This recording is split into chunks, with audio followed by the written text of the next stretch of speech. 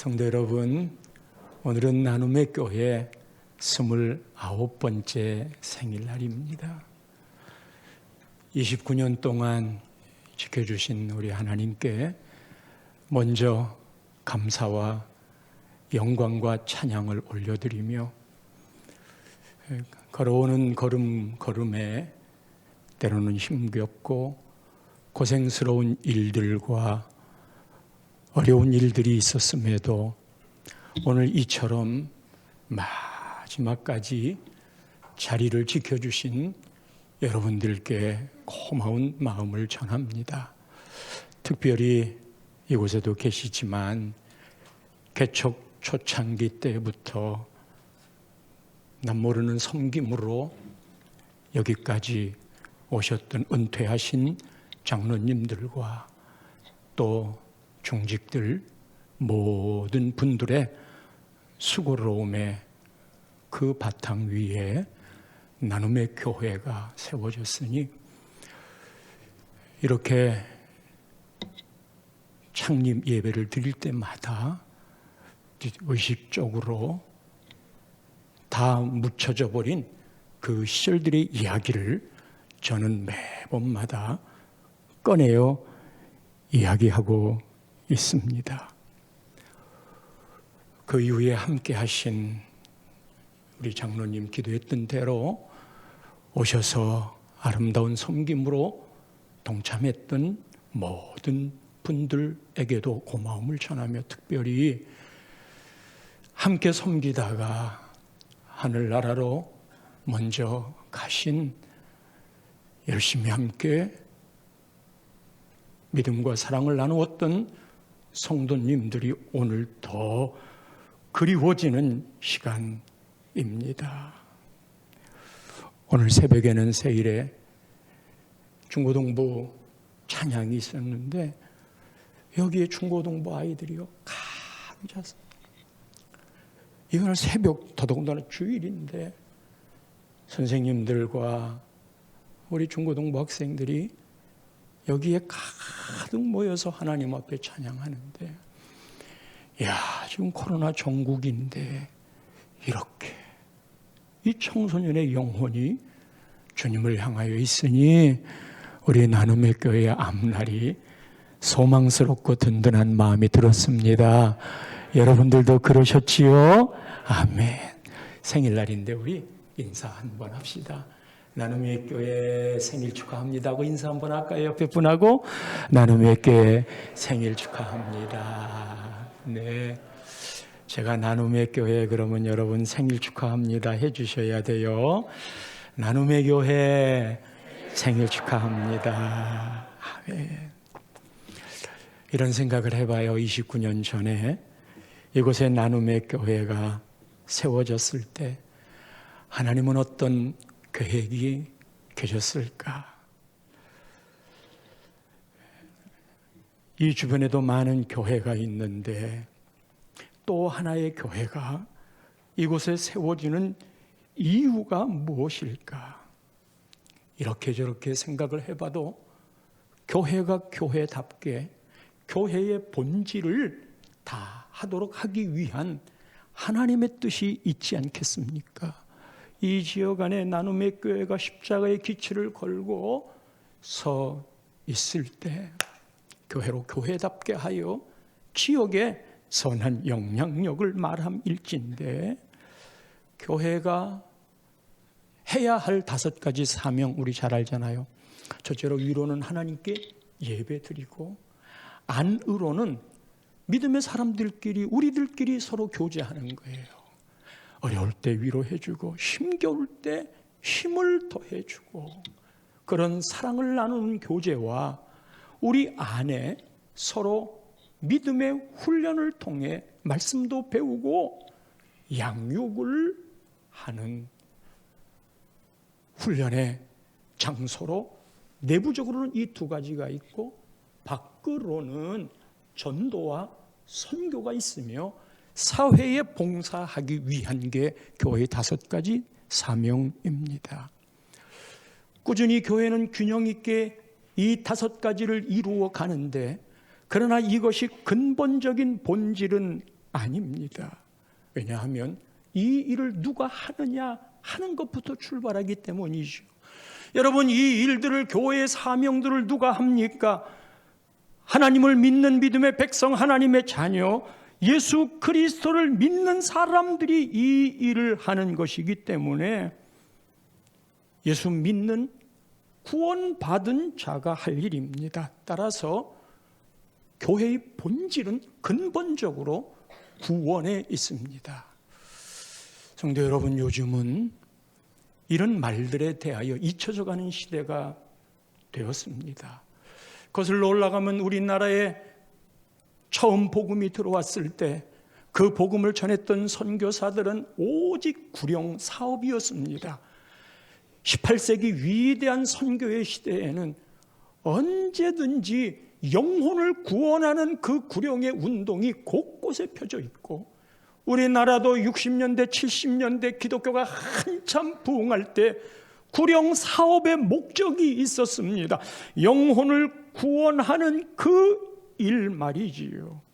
교회의 근본적인 본질은 영혼 구원입니다. 아무리 교회를 열심히 다니고 열심히 봉사하고 그리고 물질을 드리고 사회적으로 지역사회에 유능한 중요한 일을 한다 하더라도, 했다 하더라도, 여러분, 구원받지 못하면 무슨 소용이 있겠습니까? 구원이란 이 땅에 살면서 구원에 이르는 힘이 있고, 두 번째로는 이것을 넘어서서 천국 가는 일이 있는데, 우리가 구원을 받으면 천국 가는 건 당연한 일이잖아요. 이 땅에 살면서 구원이 주는 힘이 뭐냐? 묶인 것으로부터 우리를 자유케 합니다. 우리의 삶에 힘겹고 어려운 일들을 헤쳐나갈 힘을 줍니다. 때때로 용서의 힘도 거기서 나오고, 미워하는 일에 대해, 억울한 일에 대한 내 자신의 극복도 거기서 나오고, 어떤 때는 질병 때문에 고통스러워도 넉넉히 이것을 이겨나갈 수 있는 힘들이 구원의 힘에서 나오는 것인지라. 이것을 넘어서서 왜 구원이 더 중요한 의미가 있는가? 우리에게 당연하다고 생각하는 천국의 이야기, 지옥 가지 않을 이야기, 예수를 안 믿었더라면 우리가 어떻게 살았을까? 그래요. 신앙의 연륜이 더 많아질수록 정말 저에게 그런 마음이 드는데, 내가 예수를 안 믿었으면 벌써 저는 세상에 속아서 살았을 거예요. 예수를 안 믿었으면 그렇게 살지 않았더라도 헤쳐나가지 못했을 거예요. 정말 생각하고 또 돌아보아도 예수를 안 믿었으면 어찌 살았을까? 성도 여러분들도 그런 마음이시지요? 이 땅에 살면서 그렇게 이루어질 이 구원의 소중함은 죽어서 천국 가는 일입니다. 이 땅의 삶은 100여 년 정도이지만 죽어서는 영원입니다. 여러분, 그곳에서는 다시 돌이킬 수 있는 기회도 없고 돌아설 일들도 없고, 내가 잘못했으니 없던 걸로 해 주십시오라고 말할 수도 없고, 뒤늦게 이게 아니었구나, 살아있을 때 예수를 믿었어야 되는데 하는 생각을 가졌어도, 후회를 해도 돌이킬 수 없는 때가 되었으니 어찌할 방법이 없을 때 알았지만서도, 그 여러분, 가장 큰 저주라는 걸 우리는 알잖아요. 돌이키고 싶지만 돌이키지 못하는 그건 말이에요. 그래서 우리 예수 믿는 사람들은 그날을 준비하며 살아가는 지혜자이어야 하며, 교회는 끝없이 그걸 알려주어야 하고, 그것을 준비하게 해야 해서 우리 나눔의 교회 성도들이 죽었을 때 우리 하늘 아래에서 만나게 될 건데, 당의 입장이나 담임 목사 입장에서는 하늘나라 가지 못하면 나눔의 교회가 제 소임을 다 못한 것이잖아요. 이 말씀은 예수님이 오늘 본문에 예수를 믿는, 다시 말하면 교회가 존재해야 될 근본 이유를 이렇게 말합니다. 1절 말씀, 예수님의 말씀입니다. 너희는 마음에 근심하지 말라. 여기서 너희는 제자들이에요. 지금 예수님은 세죽식까지 끝냈어요. 이제 십자가에 죽으셔야 하는 그런 자리이에요. 바로 요 앞에는 지난주에도 말했지만 가룟 유다가 예수님을 팔려고 했어요. 가장 신실한 수제자 베드로는 나 부인 안 해요. 예수님이 3번 부인한다. 바로 앞부분이에요. 지금 여기 있는 분위기가 제자들이 박살났어요. 예수님이 그 분위기를 어둡게 만든 거예요. 그런데다가 예수님이 죽는다는 말을 하잖아요. 이 죽는다는 말이 예수님에게는 영광이라는 말로 표현을 했지만 제자들이 예수님이 죽는다는 표현을 하니까 분위기가 쫙 가라앉았어요. 사실 제자들은 3년 동안 예수님만 따랐잖아요. 예수님이 하자고 하면 그렇게 했잖아요. 걱정할 거 없잖아요. 리더가 있을 때는 그래요. 예수님이 떠나고 나면 이거 어쩌나, 그게 두려움으로 그들 앞에 찾아왔어요. 그 분위기에서 예수님이 너희는 마음에 근심하지 말라. 하나님을 믿으니 또 나를 믿으라.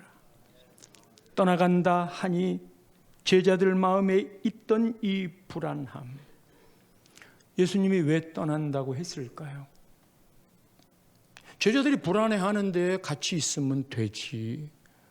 예수님이 떠나야만 할 이유가 있습니다. 그게 2절 말씀에 이렇게 말합니다. 내 아버지 집에 거할 곳이 많도다. 하나님의 집이지요. 그렇지 않으면 너희에게 일렀으리라. 내가 너희를 위하여 거처를 예비하러 가노니. 이게 목적이에요.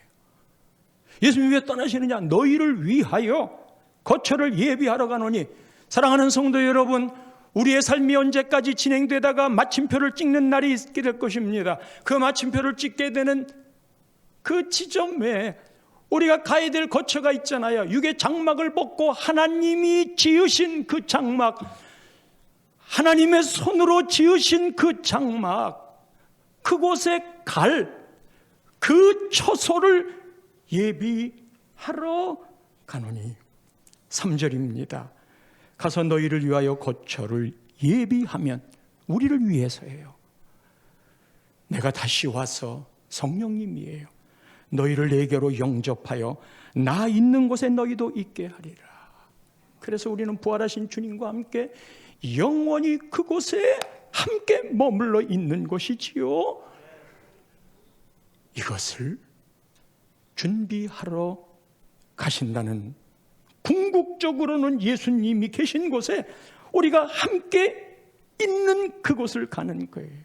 따라서 예수님이 떠나신다는 것은 제자들이 겁먹었잖아요. 불안하잖아요. 그것이 근심이 아니라 거처를 예배하러 간다. 그리고 함께 할 거다. 다시 와서. 오늘 이 시간 우리에게 주시는 말씀은 하나님이 나눔의 교회를 통하여 구원의 반열 가운데 믿음의 공동체로 합의했다면, 교회가 여기 서 있는 것은, 우리로 하여금 예수를 믿게 하신 것은 거처를 예비하러 가노니. 사람도 잊지 말고 모두 그곳에서 만나자고. 사랑하는 성도 여러분, 우리는 이 땅에서, 저는 담임 목사로 여러분과 함께 사랑을 나누는 자들입니다. 어린아이들까지 함께 태어나서 자라는 것을 보고 있습니다. 아이고야, 오늘 그냥 봤더니 얼마나 키가 훌쩍 커 보였는지 그 제가 이렇게 서봤어요. 우와, 저보다 더 클 것 같은, 아니 안 보는 이 이렇게 키를 안 재보는, 지나가는 건 봤지만 그렇게 커버린 사랑하는 나눔의 교회 교인들과 그 영혼, 그들을 위해 거처를 예비하러 가노니, 예수님이 앞날에 우리 위에 준비하시는 일은 거처를 예비하는 일입니다. 교회는 끊임없이 그날을 준비하며 살아가다가 그곳에 가도록 거처를 마련하도록 해야 하고, 거처를 마련한 그곳에는 하나라도 더 하나님의 나라의 상급을 쌓아갈 수 있도록 이 땅에서 준비해야 합니다. 저의 이 말씀은 단순히 우리가 예수 믿고 개인 구원만 말하는 게 아닙니다. 개인 구원을 받은 자는 반드시 사회 구원에까지 관여를 해야 하는데, 이 사회 구원을 이루는 사람이더라도 개인 구원이 없다면 그 사회 구원이 전부 세상의 정책과 가치관으로 이어지는 겁니다.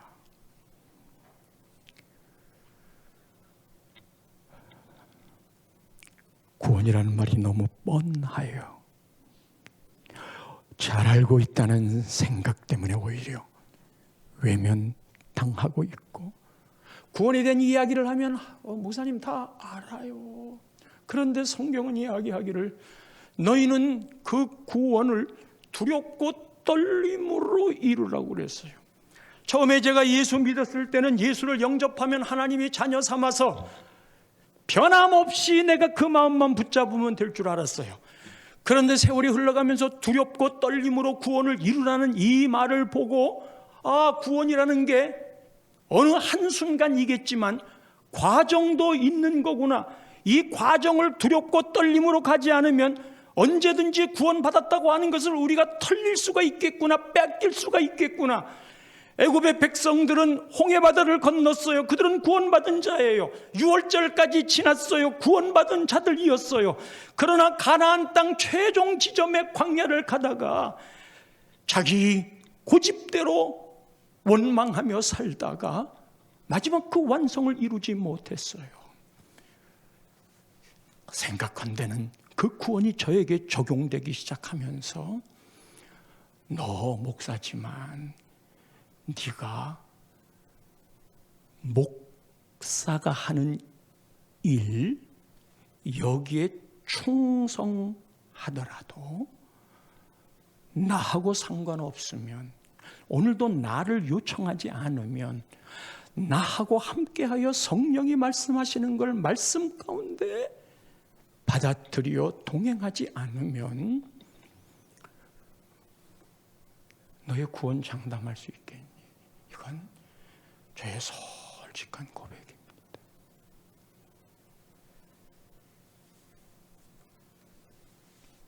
그래서 두렵고 떨리는 마음으로 구원을 이루라고 하는 이유를 알겠어요. 교회는 거기 가는 길들을 알려주어야 되고, 이스라엘 백성들은 오늘 새벽 기도에도 초막절 절기를 이야기했는데, 절기는 1년이 되면 늘 그 뜻을 따라야 됩니다. 초막절 절기는 광야에서 나와서 구원받았잖아요. 이 구원의 의미를 계속 생각하는 거예요. 우리가 어떤 존재였는데, 본질상 진노의 자녀 애굽의 종노릇 했던 우리들이 홍해바다를 건너고 유월절을 지나면서, 이야, 이게 감격이다. 우리는 노예가 아니다. 그렇게 구원에 대한 감격, 예수 믿어 지옥에 가지 않는다는 그런 생각들에 대한 감격, 예수 믿고 즐겁고 좋았던 첫사랑의 감격. 교회를 개척할 때도 첫사랑의 감격이 있어요. 그런 분들이 함께 모여서 일구어 왔고요. 이런 감격들이 오늘 그대에게 구원의 문제와 관련지어 너에게 있는 것인가? 이거를 자꾸 반복해야 돼. 교회는 그런 절기는 없지만 주일마다 모여서 말씀을 들으면서 우리의 구원의 문제를 자꾸 확인하는 말씀으로 가야 되는데, 이게요, 사람들이 듣기 싫어해요. 천국과 지옥에 대한 이야기하면 반지성적인 걸로 생각합니다. 듣기 싫어해요. 천국은 있겠지만 사랑의 하나님이 왜 지옥을 만드냐? 그런데 실제로 내가 지옥에 간다고 하면 어쩌겠어요? 내 자식이 그 자리에 들어간다면, 내 부모가 그 자리에 들어간다. 어느 날 너무 놀래가지고 일어났더니 등줄기에 땀이 꽉 찼어요. 구원받지 못한 우리 어머니 꿈속에서 봤으니까. 그래서 그렇게 울었어요. 내가 예수 믿는데 우리 어머니 그냥 예수 못 믿고 돌아가셨네. 깨니까 꿈이었어요.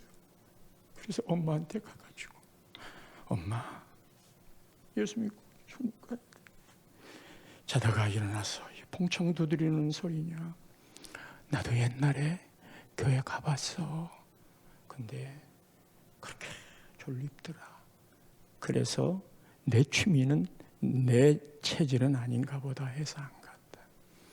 그날 어머니를 붙잡고 권해야 돼요.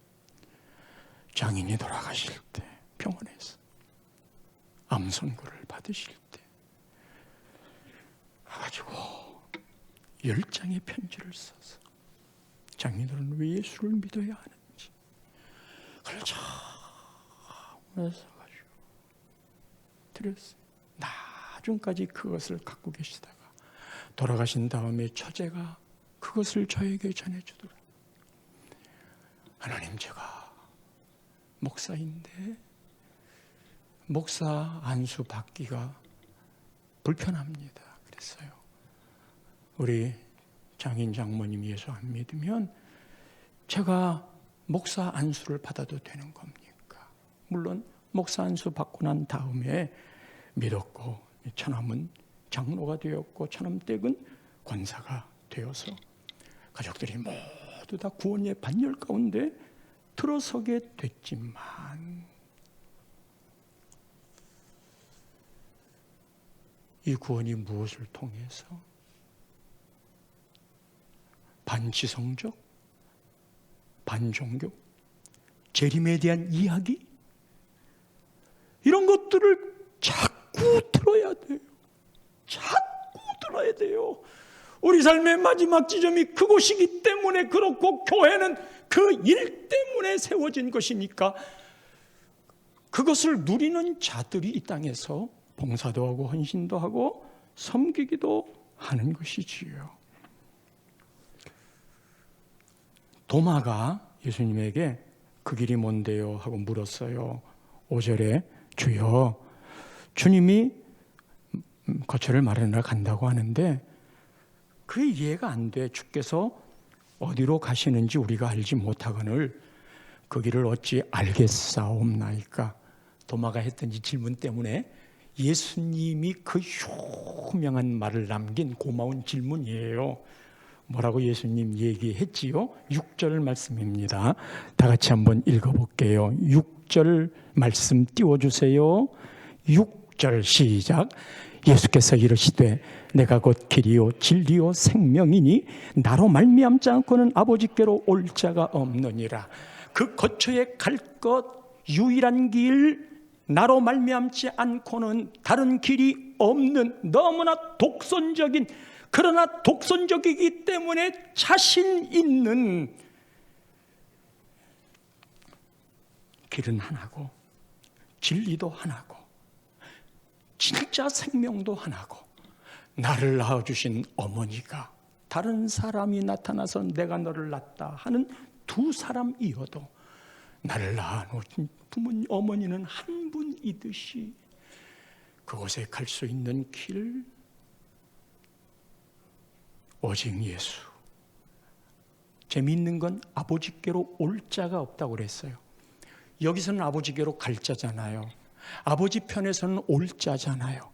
아버지께로 올 자가 없느니라. 그것이 우리의 집이에요. 그곳이 하나님이 계시고 우리 예수님이 계신 그 집이에요. 이제 마지막으로요, 오직 예수만 통해서 이 길을 가는데 우리 삶의 근거가 그 예수님인데 이 예수님을 놓쳐버린 다윗의 고백이 나와요.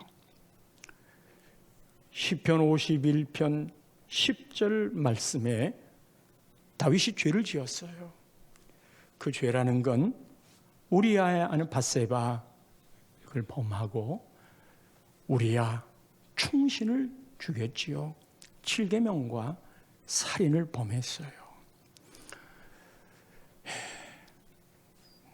나단 선지자가 그 죄를 지적하자 그 앞에 고꾸라졌어요. 침상에 눈물이 찔 정도로 하나님, 내 속에 정한 마음을 창조하시고 최근에 제가 이 말씀을 계속 묵상했어요. 하나님, 내 속에 정한 마음을 창조하시고 다윗이 지었던 죄, 그게 자기를 더럽게 했어요. 근데 이거를 내가 결단해도 안 돼요. 다짐해도 안 돼요. 제가 짓는 죄를 보아도 다짐해도 안 돼요. 결단해도 안 돼요. 그런데 이 말씀을 묵상하다가 이 정한 마음을 창조하시고라는 말에 꽉 무릎을 꿇었어요. 하나님, 제가 잘못 알았네요. 이게 내 안에 정한 마음을 내가 창조하는 줄 알았어요. 내가 만들어내는 줄 알았어요. 내가 결단하면 되는 줄 알았어요. 그런데 여러분, 결단해도 안 돼요. 또다시 반복해요. 그런데 다윗의 고백에는 자기가 몰랐겠어요? 이게 나쁜 짓인지 몰랐겠어요? 그런데 그게 안 되는 거예요. 창조하시고라고 하는 말은 다윗의 마음 가지고 되는 게 아니야. 우리 인간이 그래요. 제가 인격적으로 도덕적으로 다짐하는 결단이 있다고 하더라도 성령께서 그 마음을 창조하시지 아니하면, 정한 마음을 창조하지 아니하시면 안 돼요. 여러분, 다윗은 목동 때에도 골리앗을 무너뜨린 사람이고 하나님의 마음에 합했던 사람인데 그가 왕이 되어 이 시점에 그가 구원을 안 받은 사람이었겠어요? 그러나 구원을 놓칠 뻔한 일들이 생겼는데 이것이 살인하고 간음한 사건이었습니다. 이것을 다윗이 알고는 철저하게 회개하는 거잖아요. 정한 마음을 창조해 주세요. 제가 할 수가 없어요. 내 안에 정직한 영을 새롭게 해 주세요. 이것만이 내가 살 수 있는 길입니다. 그 고백을 한 거예요. 성도 여러분, 오늘 새벽에도 그런 말 했지만 에스라 선지자가, 제사장이 율법을 읽자 모든 백성들이 다 울었어요. 그래서 그렇게 말씀드렸습니다. 내가 언제 울어봤을까를 생각해 봤다고. 내가 하나님의 말씀 앞에 언제 울어봤는가 생각해 봤다고. 어느 때는 말씀을 듣다가 코끝이 찡해서 운 적 있지만 길지 않았어요. 여기서 기도하다가 내 죄를 보거나 우리 교인의 어렵고 극률한 일들을 보면 울어요. 하나님, 얼마나 힘들까요? 내 죄가 이렇게 지저분합니다 하고 그것 때문에 울어보기는 했지만 하나님의 말씀이 선포되니까 모든 백성들이 다 함께 다짜라는 말을 표현했잖아요. 우는 그런 일이 있을까? 하나님이여, 내 속에 정한 마음을 창조하시고 내 안에 정직한 영을 새롭게 해야 할 이유가 있는데 이게 무서워서 그러는 거예요. 이게 두려워서 그 고백을 하는 거예요. 나는 그렇게 할 수 없으니 나는 망합니다. 내가 내 생각 가지고 아무리 결단해도 안 되는 이 일이 계속되면 나는 망합니다. 뭐 때문에 망하느냐 하면 11절 말씀에 나를 주 앞에서 쫓아내지 마시며, 이게 가장 무서운 거예요. 충분히 그럴 수 있어요. 하나님이 나를 쫓아냈겠어요? 나의 강팍한 마음이 하나님을 받아들이지 않습니다. 나는 받아들인다고 생각을 하는지 모르지만 주의 성령을 내게서 거두지 마소서. 성령님이 떠나는 게, 여러분, 성령님은 우리를 강압적으로 안 해요. 언제나 말씀의 논리를 따라 우리에게 요청하시는 거예요. 인격적으로. 그리고 끝까지 그 말을 안 들으면 성령님 아무 말씀 안 하셔요. 예수님은 때때로 채찍도 들고, 하나님은 야단도 치셨지만, 심판도 하시지만, 성령님은, 그래서 우리의 삶의 성령님을 모르면 우리는 내가 예수 잘 믿는 줄 알아요. 저를 포함해서 말이지요. 주의 성령을 내게서 거두지 마소서. 이게 제일 무서운 거예요. 그러니 하나님 12절에 제가요 주의 구원의 즐거움을 이제는 회복시켜 주세요. 12절이에요. 주의 구원의 즐거움을 회복시켜 주세요. 구원의 즐거움, 구원의 즐거움. 거기서 나오는 자원하는 심령, 주님의 일이 기뻐요. 예배드리러 올라오는 길이 나는 감격스러워요. 구원받는 자만이 누리는 이 예배 현장이 감격스러워요. 그런 자원하는 심령을 주시는 건 우리 마음의 구원의 즐거움이 회복돼야 되는 거예요. 성도 여러분, 교회는 계속 이것을 확인하는 자리인 겁니다.